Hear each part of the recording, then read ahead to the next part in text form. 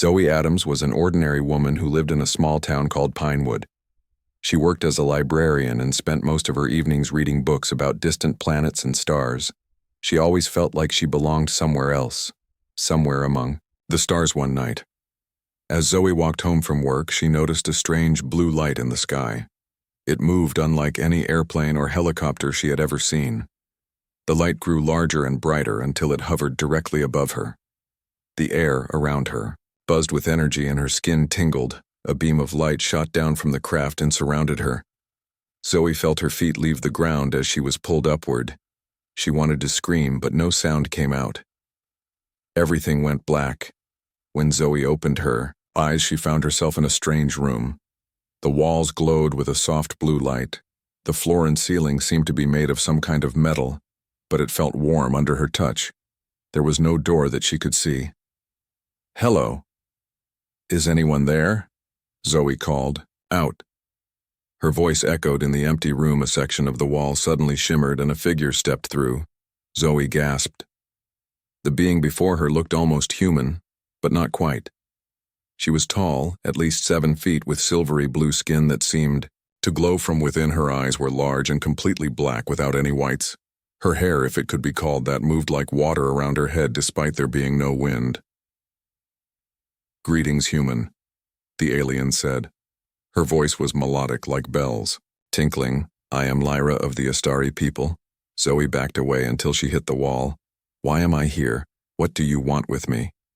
"Do not be afraid," Lyra said, raising her hands to show she meant no harm. "You have been chosen." "Chosen for what?" Zoe asked, her heart racing. "Our species is dying," Lyra explained. "For generations we have been unable to reproduce. Our scientists discovered that humans, specifically females with certain genetic markers, could help save our race. You have those markers." Zoe shook her head, trying to make sense of what she was hearing. "So you just took me without asking? That's kidnapping." Lyra tilted her head as if confused by the concept. "We did not intend to cause distress. We believed we were saving you as well." "Saving me from what? Your planet is dying." Zoe Adams. "We have been observing Earth for centuries. Your people destroy your natural resources, pollute your air and water, and wage wars that threaten all life. The path you are on leads to extinction." Zoe couldn't argue with that. She had read enough environmental reports to know Earth was in trouble. "But that doesn't give you the right to take me." "You are correct," Lyra said after a moment. "Our ways are different. We thought we were being merciful, but I understand now that we erred. I apologize." The sincerity in Lyra's voice surprised Zoe. "So will you take me back?" "I can return you to Earth if that is your wish," Lyra said. "But first, I ask that you learn about us, about why we need your help. Perhaps, then you might choose to stay." Zoe hesitated. She was scared but also curious. Her whole life she'd dreamed of other worlds, other beings, and now here she was, face to face with an actual alien. "Okay, I'll listen." Lyra smiled, and the wall behind her shimmered again. "Come, I will show you our world." Zoe followed Lyra through the opening and gasped. The room opened onto a vast city unlike anything she'd ever seen. Towering spires of crystal and metal reached toward a purple sky.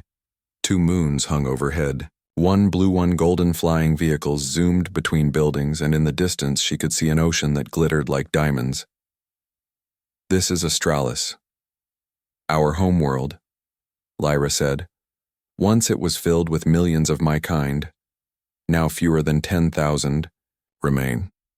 "What happened?" Zoe asked, still staring at the alien landscape. "A genetic disease. It began 3 centuries ago. Our scientists created what you might call a vaccine. It was meant to make us stronger, more resistant to solar radiation, but it had an unforeseen side effect. It damaged our reproductive systems. Each generation, fewer children were born. Now we produce no children at all." Lyra led Zoe to a platform that began to move, taking them down toward the city. "We discovered that human, Females with certain genetic markers could potentially help us create a cure. Your DNA combined with ours could save our species." "How exactly would that work?" Zoe asked nervously. "A simple procedure. Our medical technology is far beyond yours. It would require only a small sample of your genetic material. We would not harm you." The platform stopped at a large building. Lyra led Zoe inside, where other Astari moved about. All female, or at least they appeared so to Zoe. They all had the same silvery blue skin and flowing hair, though their heights and facial features varied. "Where are the males?" Zoe asked. "We do not have males and females as humans do," Lyra explained. "We are a single-gender species, though you might perceive us as female." Based on our appearance, Lyra introduced Zoe to several other Astari, including one named Vela, who seemed to be a leader of sorts. Vela explained more about their situation and showed Zoe holographic images of their history. It was fascinating, and Zoe found herself forgetting her fear as she learned about the advanced civilization. That night, or what seemed like night as the purple sky darkened, Zoe was given a room to rest in. It was comfortable with a bed that adjusted to perfectly support her body. The window overlooked the glittering city, and the double moons cast enough light that she could still see the alien landscape. As she lay there trying to process everything that had happened, Zoe felt a strange mix of emotions. Fear still lingered, yes, but also wonder, excitement, and something else, a feeling she couldn't quite name when she thought about Lyra. The next day, Lyra took Zoe to a research facility where Astari scientists were working on the genetic cure. They explained, in simple terms, how human DNA might be compatible with theirs. "You are not the first human we have brought here," one scientist named Mira told her. "Others have helped us make progress, but we still need more genetic diversity to create a permanent solution." "Where are these other humans?" Zoe asked. "Some returned to Earth," Lyra said. "Others chose to stay. They live in a settlement not far from here. I can take you to meet them if you wish." Zoe nodded, eager to speak with other humans who had gone through this experience. Maybe they could help her decide what to do. As they prepared to leave the research facility, an alarm suddenly blared. The Astari around her looked up in fear. "What is that?" Zoe asked. Lyra's face grew serious. "We are under attack. The Dracs have found us, the Who. Another species. They see us as weak because of our declining numbers. They wish to take our world, our technology. They have attacked us before." Through the windows, Zoe could see dark ships appearing in the sky. They were angular and menacing. Nothing like the sleek vessels of the Astari. Fire erupted from buildings as the ships fired weapons. "Come." Lyra grabbed Zoe's hand. "We must get to safety." As they ran through the panicking crowd, Zoe realized that these peaceful beings had no defense against the invaders. Their civilization, their knowledge, their beauty, all of it was about to be destroyed. And in that moment, something shifted inside her. She was no longer just a kidnapped human. She was someone who could help save an entire species. Lyra pulled Zoe through the chaos as buildings crumbled around them. The Drax ships continued to fire upon the city, sending debris flying in all directions. Screams filled the air as the Astari fled. "Where are we going?" Zoe shouted over the noise. "To the underground shelters," Lyra replied. "Most of our people will be heading there." They rounded a corner and Zoe saw a group of beings that looked nothing like the Astari. They were tall, with rough gray skin and ridged foreheads. Their eyes glowed red, and they carried weapons that pulsed with energy. "Drax soldiers," Lyra whispered, pulling Zoe behind a fallen column. "They must have teleported to the surface." The Drax moved with military precision, checking buildings and rounding up any Astari. They found Zoe watched in horror as the peaceful aliens were pushed and shoved by the invaders. "We need to help them," Zoe said. "We cannot," Lyra responded. "The Drax are warriors. We are scholars and scientists. We have no weapons." Zoe peered around. The column. "There must be something we can do." "Our only hope is to reach the central command center," Lyra explained. "Our leaders will have activated the planetary shield, but it needs time to fully deploy." If we can get there, we might be able to help. They waited until the Drax soldiers moved away, then darted across the street to another building. This one appeared to be some kind of transportation hub. Inside, several Astari were helping injured companions. One of them recognized Lyra and approached. "The human is still with you, I see." "Yes," Lyra said. "Naya, this is Zoe Adams." "Zoe, this is Naya, our chief medical officer." Naya looked at Zoe with interest. "Perhaps this is fortunate. The Drax do not know about humans. If you help us, you might be able to move among them undetected." "How would that help?" Zoe asked. "The Drax have disabled our communication network," Naya explained. "We need to send a message to our outpost on the third moon. They have defensive capabilities that could drive away the Drax fleet. And you think I could do this because I look different?" "Precisely." Naya nodded. "The Drax are looking for Astari, not humans." Zoe thought about it. It was dangerous, but these gentle beings had no way to defend themselves. "Tell me what to do." Naya produced a small crystal from her pocket. "This contains the message. Take it to the communications tower in the center of the city. Place it in the transmission array and activate the emergency protocol." "How will I know what to do?" Lyra stepped forward. "I will go with you. I know the systems." "No," Naya said. "You are too valuable, Lyra. You carry the most promising genetic modifications. I will not send her alone." Lyra insisted. Naya seemed about to argue, but then sighed. "Very well, but be careful, both of you." Lyra led Zoe through a series of underground passages. These maintenance tunnels run beneath the entire city. They should get us close to the communications tower without being spotted. As they moved through the dimly lit tunnels, Zoe asked, "What did Naya mean about you carrying genetic modifications?" "I am part of the research program," Lyra explained. "My genetic structure has been modified in an attempt to make it compatible with human DNA. I am one of the few successes so far, so you're different from the others. In ways that are not visible, yes. My cellular structure is more adaptable. It is why I was chosen to make first contact with you." They emerged from the tunnels a few blocks from the communications tower. The building stood tall, its spire reaching toward the purple sky, but the area around it was crawling with Drax soldiers. "How do we get past them?" Zoe whispered. Lyra pointed to a nearby building. "That is a cultural center. It has traditional Astari clothing. If you wore our garments, you might be able to pass as Drax from a distance. Their vision is not as acute as ours. They see mainly movement and heat signatures." They made their way to the cultural center, finding it deserted inside. Lyra found a long robe and veil used in Astari ceremonies. "Put these on," she told Zoe. "Keep the veil over your face. The gray color will help you blend with the Drax from a distance." Zoe donned the garments.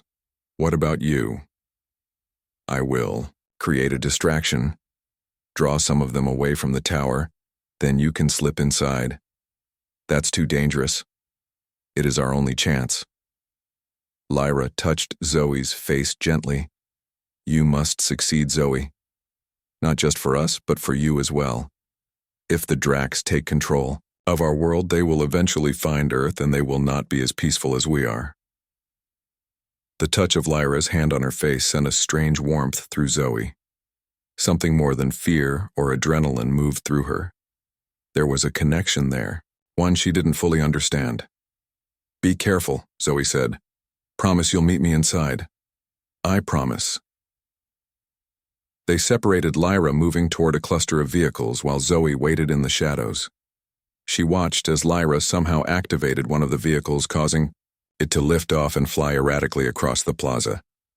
The Drax soldiers shouted and ran toward the disturbance, weapons raised. Zoe took her chance. Keeping the veil over her face, she walked with deliberate slowness toward the tower entrance.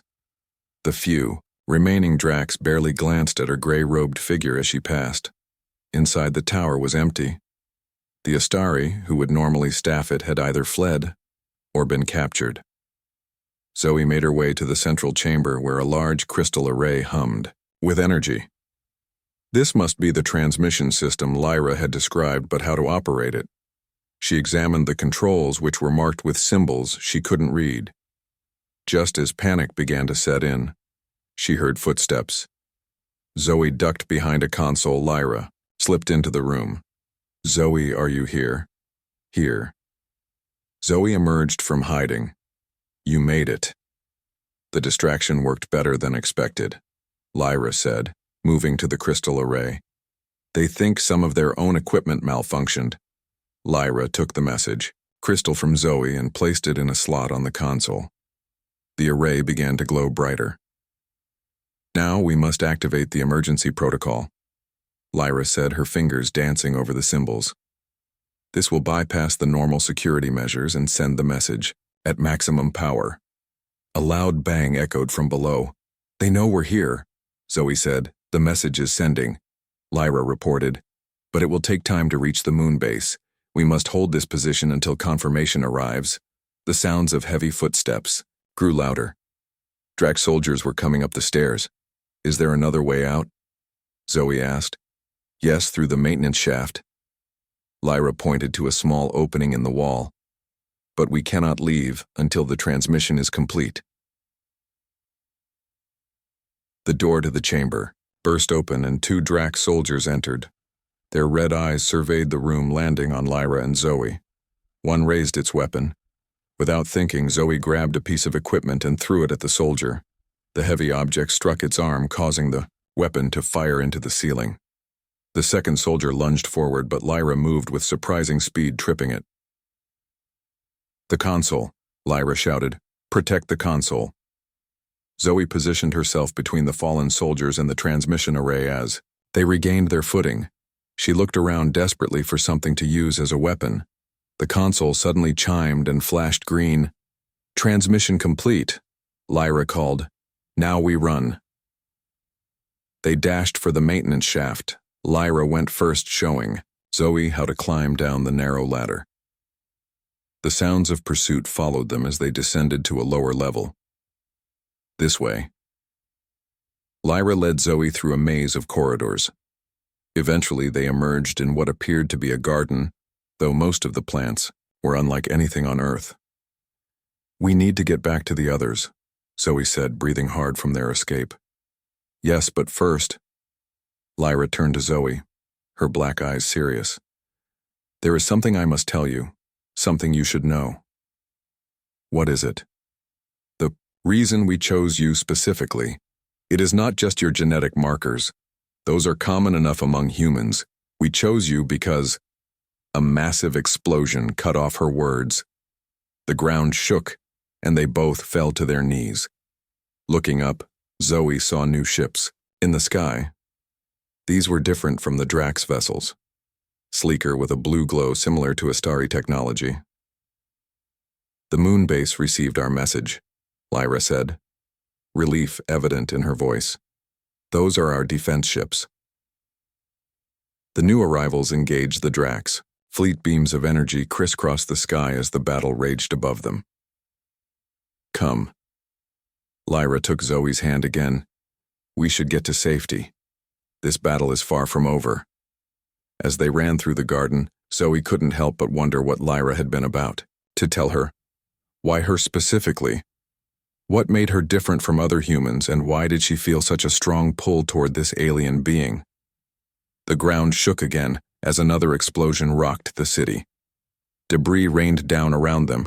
Lyra pushed Zoe out of the way as a large piece of metal crashed to the ground where she had been standing. "Thank you," Zoe gasped.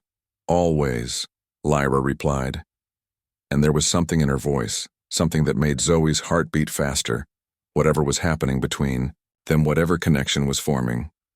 Zoe knew that nothing would ever be the same. Her old life on Earth seemed distant now, like a dream she'd awakened from. Her place was here among the stars with Lyra, fighting for a future that suddenly seemed to include them both. The battle raged above Astralis for hours. The Astari defense ships from the moon base fought valiantly against the Drax fleet. Zoe and Lyra had made it to an underground shelter where hundreds of Astari huddled in fear. Will your ships win? Zoe asked as another explosion shook the ground above them. I do not know, Lyra admitted.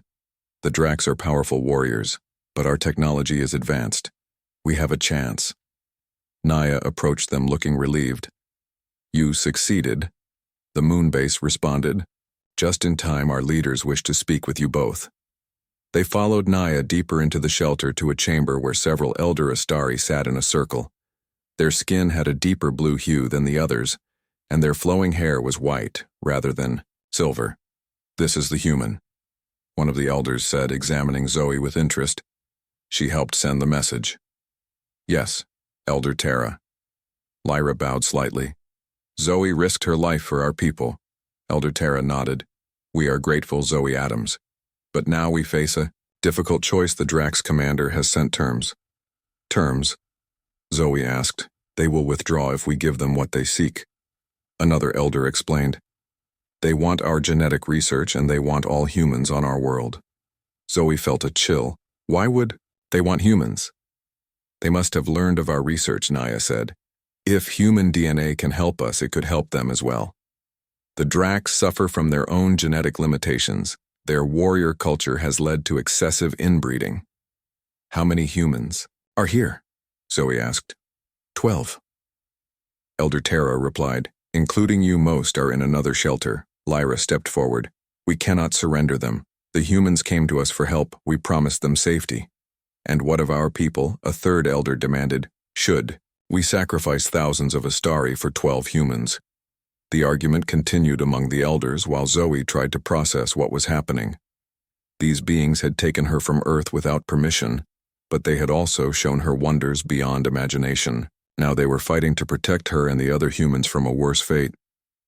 I want to speak with the other humans, Zoe said, interrupting the debate. The elders looked surprised, but Elder Terra nodded. That is reasonable. Take her to them, Lyra. Lyra led Zoe through the shelter to another section where the humans were gathered. There were men and women of various ages. All looked up as Zoe entered. Another new arrival. A woman with short blonde hair said, standing to greet them, Melody. Zoe, she replied, looking around at the others. How long have you all been here? I came 3 years ago, Melody said. Some have been here longer, some just a few months. Like you, I was taken, but I chose to stay. Why? Zoe asked. At first for the adventure. Melody admitted. How many humans get to see another world, but then... She glanced at an Astari who stood nearby. I found reasons to stay. Zoe explained the situation to the group, telling them about the Drax demand. Some looked frightened, others angry. They can't just trade us, a man named Patrick said. What would these Drax do with us if they got us? Another woman asked. Nothing good, Lyra said. The Drax see other species as resources to be used. Their scientists would experiment on you. Their warriors would test their weapons against you. Their rulers would keep you as curiosities. The humans looked at each other, clearly disturbed by this description. We need to fight, Melody said. We can't let either side just decide our fate. How? Patrick asked. We're just humans, we don't have weapons or ships. Zoe thought about it. Maybe we don't need those things. Maybe what we need is information. She turned to Lyra. You said the Drax want your genetic research. Can we use that? Give them something that seems valuable but isn't deception. Lyra considered it. It is not our way, but it might work. We could prepare research files that appear complete but contain subtle errors. Would they fall for that? Zoe asked. The Drax are not scientists, Lyra explained. They value strength over knowledge. They might not detect the flaws until it was too late. They brought the idea back to the elders, who debated it among themselves. Finally, Elder Terra spoke. We will try your plan. Zoe Adams, but we must prepare for failure. If the Drax reject our offer, they will attack with greater force. The next hours were tense. Astari scientists worked to prepare the false research while the battle continued overhead. The shelter shook with each explosion, and Zoe could see the fear on everyone's faces. Lyra stayed by her side. There is still something I need to tell you, she said as they watched the scientists work. about why you specifically were chosen. Now seems like a good time, Zoe said. It is. Because Lyra hesitated. Because we are connected, you and I. Our life energies are compatible in a way I have never encountered before. When our scientists scanned your planet, you shone like a beacon to me. That is why I insisted on being the one to bring you here. What does that mean exactly? Zoe asked, feeling that strange warmth again whenever Lyra was near. Among my people, we have a concept called soul finding. It is rare even among Astari. It means two beings whose energies align so perfectly that they can share thoughts, feelings, even physical sensations across great distances. When I first saw your image, I felt the connection. It was like finding a part of myself I never knew was missing. Zoe stared at Lyra, trying to make sense of what she was hearing. Are you saying we're like soulmates? That is your human term, yes, though the bond goes deeper than your stories suggest. It is not just emotional, but physical, cellular. I believe this is why you were able to adapt so quickly to our world, our atmosphere, our food, our gravity. These should have made you ill, but the connection between us helped your body adjust. Before Zoe could respond, Naya rushed in. The Dracs have accepted our offer. They will send a representative to collect the research and the humans, Lyra asked. They did not mention the humans again. Naya said, looking puzzled. Perhaps they have forgotten that demand, or perhaps they have something else planned. Elder Terra said, joining them. We must be vigilant. The Drax representative arrived at the designated meeting point outside the city. Zoe watched from a hiding place as 3 Astari elders, including Tara, handed over the research files to a tall Drax officer. His gray skin looked almost like stone. In the light of the setting suns, the transaction seemed to go smoothly. The Drax officer examined the files, nodded, and returned to his ship. Minutes later, the Drax fleet began to withdraw. The Astari around. Zoe cheered as the dark ships disappeared into the purple sky. It worked, Melody said, smiling. They believed it. I hope so, Zoe replied, but something felt wrong. The Drax had given up too easily. Later, as the Astari emerged from their shelters to assess the damage to their city, Zoe walked, with Lyra, through the debris-strewn streets. Buildings had been destroyed, parks burned, transportation hubs demolished. The beautiful world Zoe had first seen was scarred by war. It will take time to rebuild, Lyra said, but we have done it before. Do you really think the Drax are gone for good? Zoe asked. No, Lyra said honestly. They will discover the flaws in the research. Eventually they will return. But we have gained time. Time to strengthen our defenses. Time to continue our true research. They reached a high point that overlooked the city. The double moons were rising, casting their blue and gold light over the damaged landscape. It was still beautiful in its way. What will happen now? Zoe asked. With me, with us. That is for you to decide. Lyra turned to face her. You know now why you were brought here, why you are important to our species, but more than that, why you are important to me. The connection between us is rare, precious. I would not force you to stay. But She paused, seeming to search for words. I would feel your absence like a physical pain. Zoe thought about Earth, about her small apartment, her job at the library, the books about stars and planets that had always made her dream of something more. Was that life enough, now that she had seen the reality of other worlds? But there was more to consider than just adventure. There was Lyra. The connection between them, whatever it was, felt real. It felt important. I want to understand more about this connection, Zoe said. About soul finding, what it means for both of us. I can show you, Lyra said softly. She raised her hand palm forward. If you are willing. Zoe hesitated, then pressed her palm against Lyra's. The contact sent a surge of energy through her body, not painful, but intense. She gasped as images flooded her mind. Lyra's thoughts, her feelings, her memories. She saw Australis as it had been before the genetic disease struck a world teeming with life and joy. She felt Lyra's loneliness as her people slowly declined. She experienced the moment when Lyra first saw Zoe's image, a shock of recognition that transcended species and space. And Lyra was seeing her memories too. Zoe could tell from the wonder on her face. The alien was experiencing Earth through Zoe's eyes, feeling the rain on her skin, tasting ice cream, smelling flowers in spring. When they finally broke contact, Zoe was breathless. That was yes. Lyra agreed, her black eyes shimmering with emotion. That is soul-finding. That is what we could share if you choose to stay. Above them, the stars glittered in the alien sky. Somewhere among them was Earth, Zoe's home. But standing here with Lyra, feeling the lingering echo of their connection, Zoe wondered if home might be something you find rather than something you return to. 3 months passed since the Drax attack. Zoe had decided to stay on Australis, at least for now. The Astari welcomed her decision with joy, particularly Lyra, whose black eyes seemed to shine brighter whenever Zoe was near.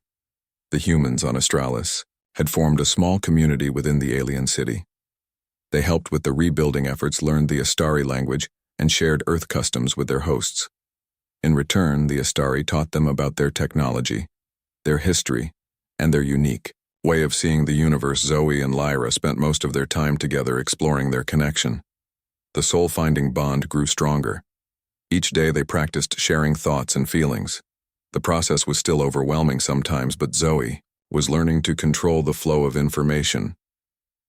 "You are progressing faster than I expected," Lyra said one evening, as they sat in the garden outside her dwelling. The garden had been replanted after the attack, and new crystal flowers bloomed in the light of the moons. "Is that unusual?" Zoe asked. "Very few Astari form the bond so quickly, even with other Astari. The fact that we can do this across species is remarkable." Lyra touched Zoe's hand gently. "It suggests our connection is exceptionally strong." Zoe felt the now familiar warmth spread from Lyra's touch. "I still don't understand why me specifically. There must be other humans with compatible genetics." "There are," Lyra admitted, "but none that resonated with an Astari the way you do, with me.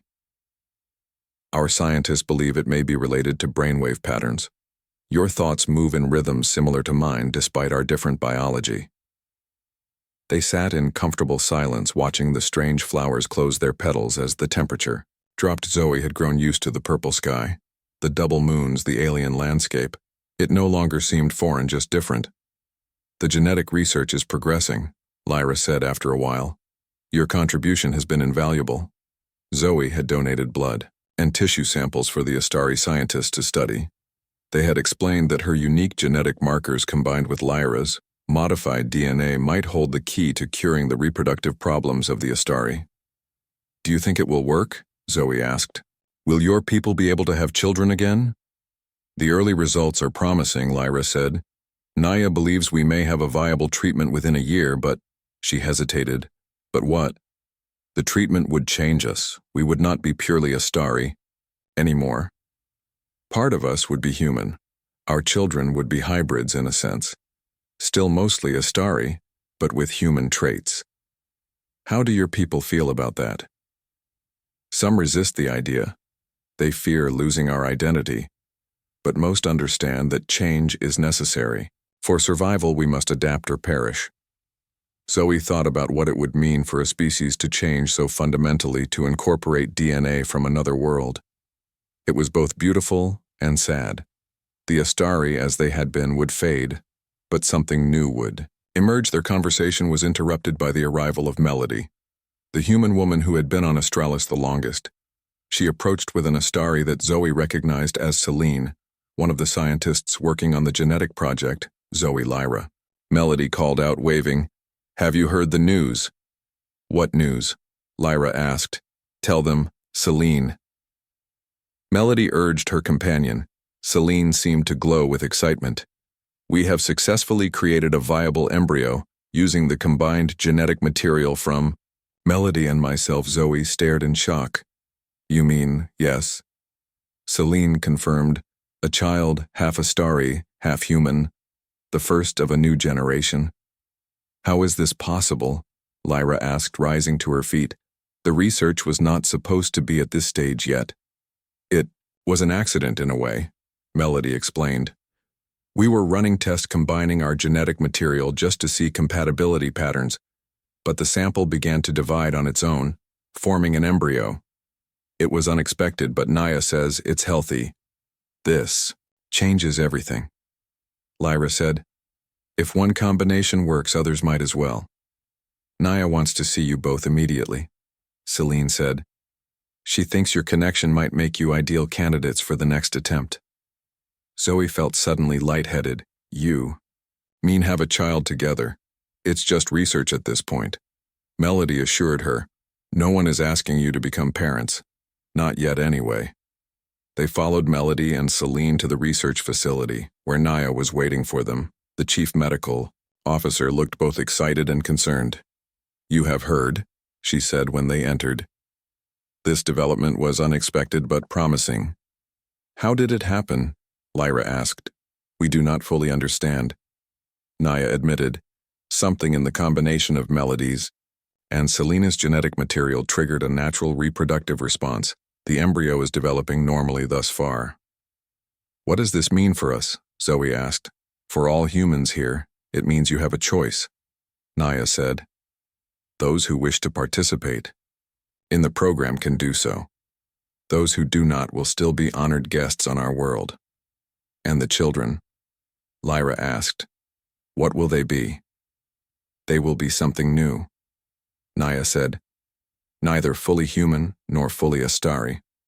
They will carry traits from both species. Our models suggest they will have the appearance of Astari with some human features.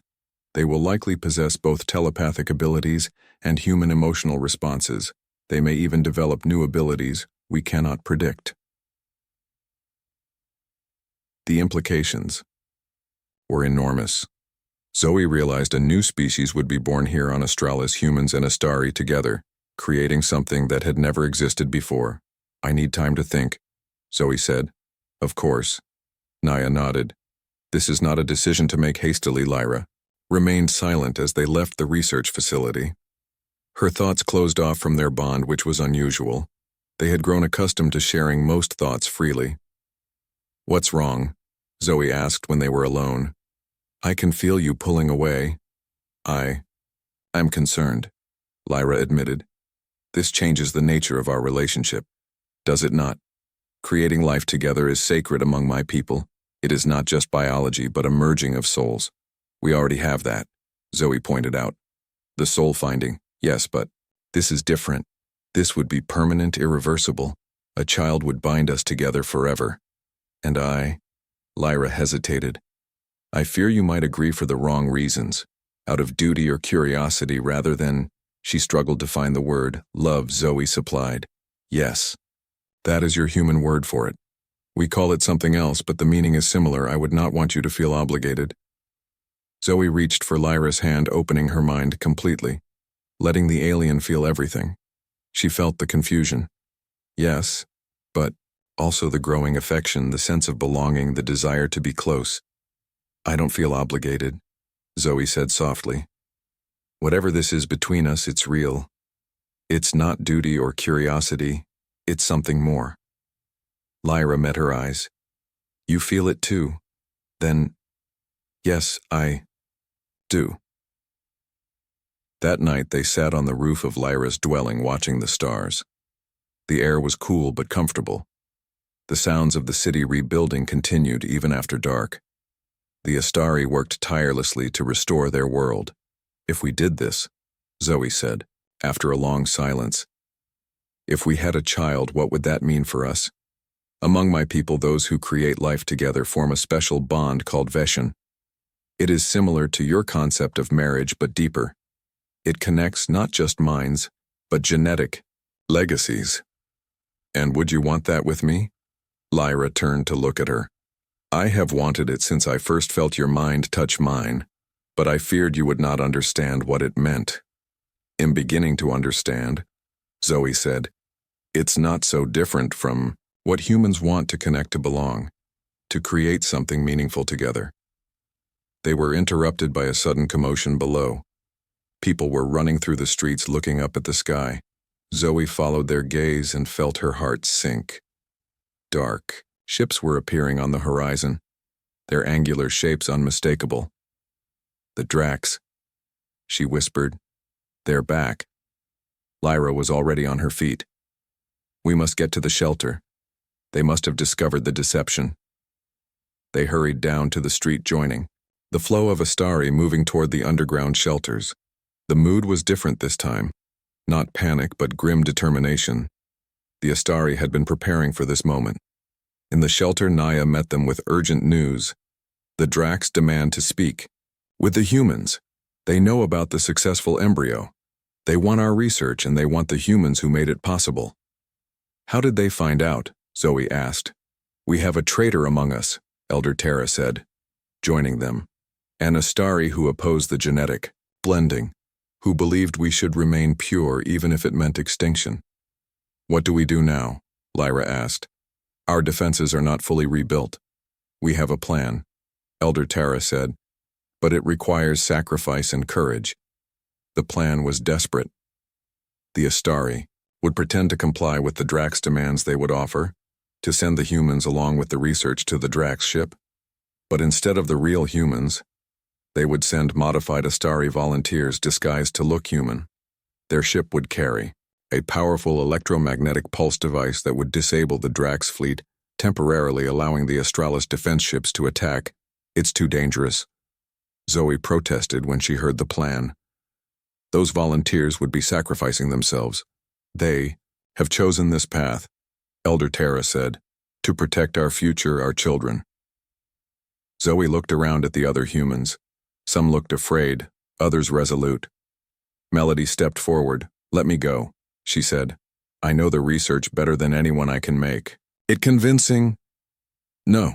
Celine grabbed her hand. I will not lose you, not now. Melody touched her face gently. Our child needs a world to grow up in. The argument continued for hours. The humans and Astari debated every possible option.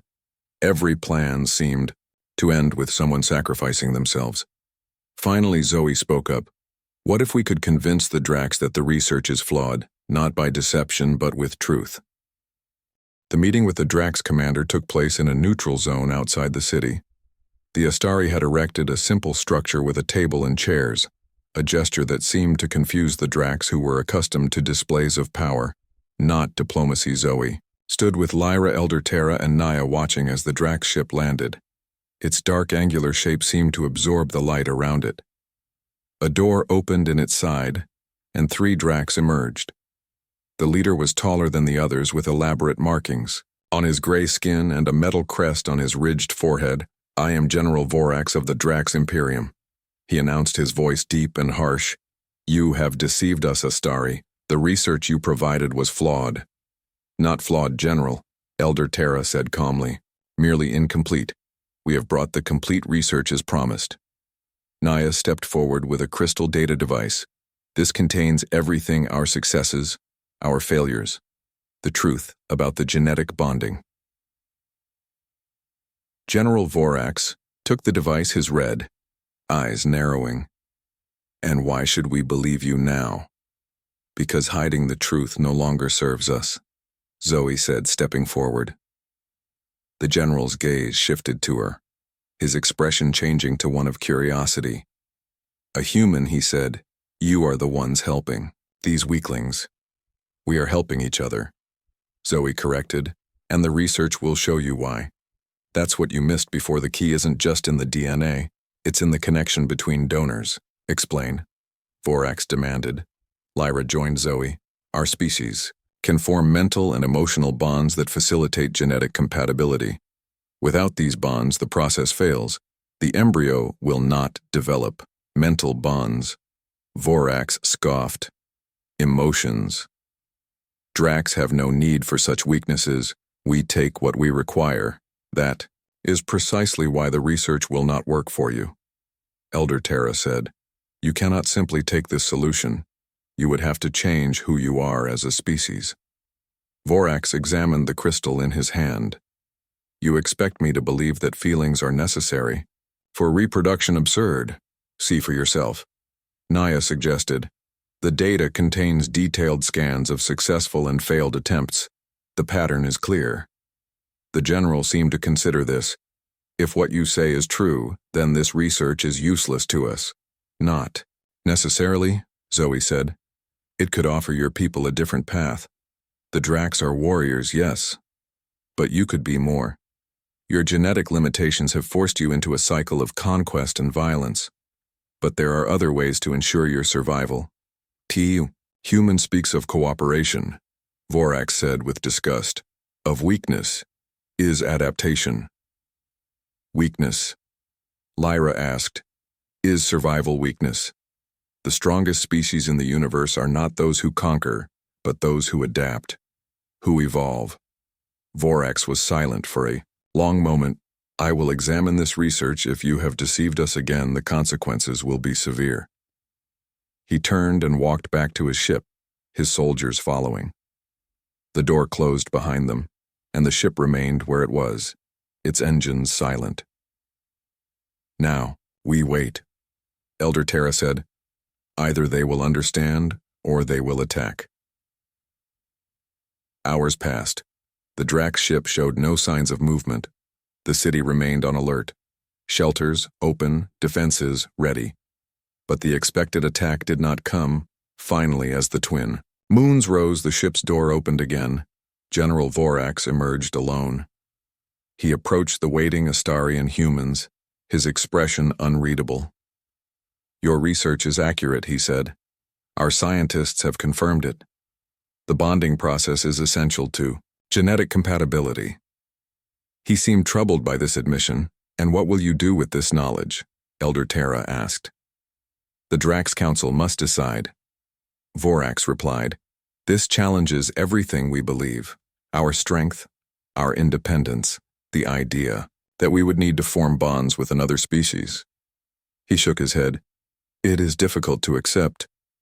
Change always is, Zoe said, but sometimes it's necessary. Vorax looked at her, his red eyes studying her face. You humans are strange creatures, fragile yet adaptable, emotional yet logical. Perhaps there is strength in this duality we do not understand. Perhaps there is strength in all of us that we don't yet understand, Lyra suggested. The general nodded. We will withdraw. Our fleet will leave your world in peace for now, while we consider this information. And if you decide to accept it? Naya asked. What then? Then, Vorax seemed to struggle with the concept. Then perhaps we will return, not as conquerors but as, he searched for, a word that clearly felt foreign to him, as allies. With that he returned to his ship. Within the hour the entire Drax fleet had departed, leaving the purple sky clear once more. Do you think they'll be back? Zoe asked Lyra, as they watched the last ship disappear. Yes, Lyra said. But I cannot predict whether they will come in peace or war. The Drax have never faced a challenge like this. Their entire culture is built on strength and dominance. The idea of needing connection to survive will not be easy for them to accept. The city celebrated the Drax departure with a festival of lights. Crystal lanterns floated into the sky, symbolizing hope and renewal. The humans joined in the celebration, teaching the Astari earth dances and songs. In return, the Astari performed their traditional music, which involved not just sounds but telepathic emotions that washed over the audience in waves of color and feeling. In the days that followed, life began to return to normal. The city rebuilding continued. The genetic research progressed.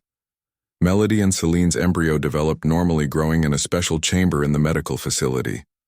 Other human Astari pairs began to consider the possibility of children of their own. Zoe and Lyra spent a day at the ocean watching the diamond-like waves crash against purple shores. The water here contained minerals that made it sparkle in the sunlight. It was beautiful, but alien, a reminder that Zoe was very far from home. Do you ever miss Earth? Lyra asked, sensing her thoughts through their bond. Sometimes, Zoe admitted, I miss the rain. The smell of grass after a storm pizza. She smiled. My cat. We could visit? Lyra suggested. Our ships can reach Earth in days. It would be risky contact. Between our worlds is not officially sanctioned, but for a short visit, Zoe considered it. Maybe someday, but not yet. There's still so much to learn here, so much to do. They sat in comfortable silence watching the waves. The soul-finding bond between them had grown stronger each day. Now they could share thoughts and feelings across great distances. They could even experience each other's physical sensations, a connection so intimate it sometimes overwhelmed. Zoe. Naya asked me today if we wanted to participate in the program, Lyra said after a while. To attempt creating an embryo as Melody and Celine did. Zoe felt her heart beat faster. What did you tell her? That I would discuss it with you. That it was not my decision alone. And if it was, what would you want? Lyra turned to look at her black eyes shimmering with emotion. I would want to create life with you, to see what our child might become. A being of two worlds, two species united in ways no one has ever been before. She paused. But it is much to ask of you. You have already left your world behind. Not behind, Zoe said. Just expanded it to include this world. You, the stars. She took Lyra's hand, feeling the now familiar warmth spread through her. I want to try, if it's possible. The joy that flowed through their bond at that moment was almost blinding, a surge of emotion, so powerful it brought tears to Zoe's eyes. She could feel Lyra's happiness, as if it were her own. Their minds merging in the soul-finding, until it was difficult to tell where one ended and the other began. In the following weeks, they began the process working with Naya and the other scientists. Their genetic material was carefully combined, monitored, adjusted.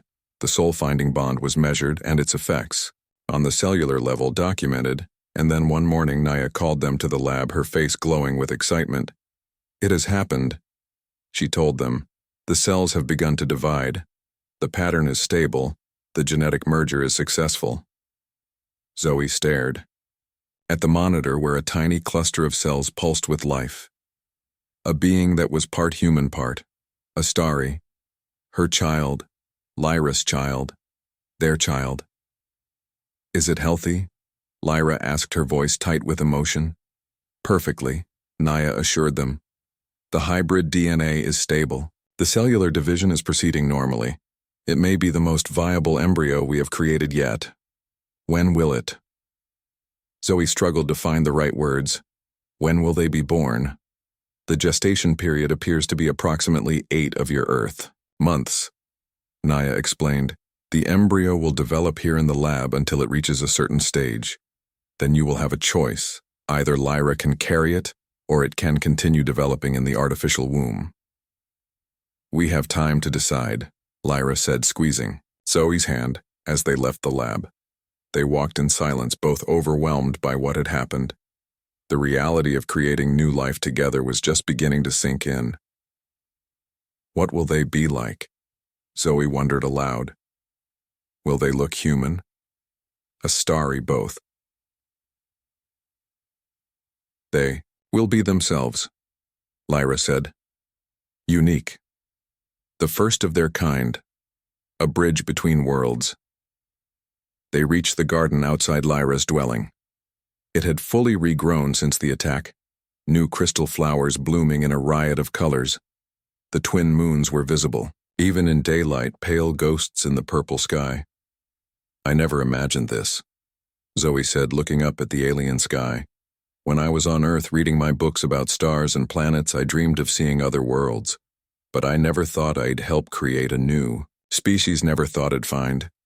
She looked at Lyra. Whatever this is between us. Love, Lyra said, using the human word. That is what you call it, yes. Yes, Zoe agreed. Love, but more too. Something without a name yet. Something new like our child.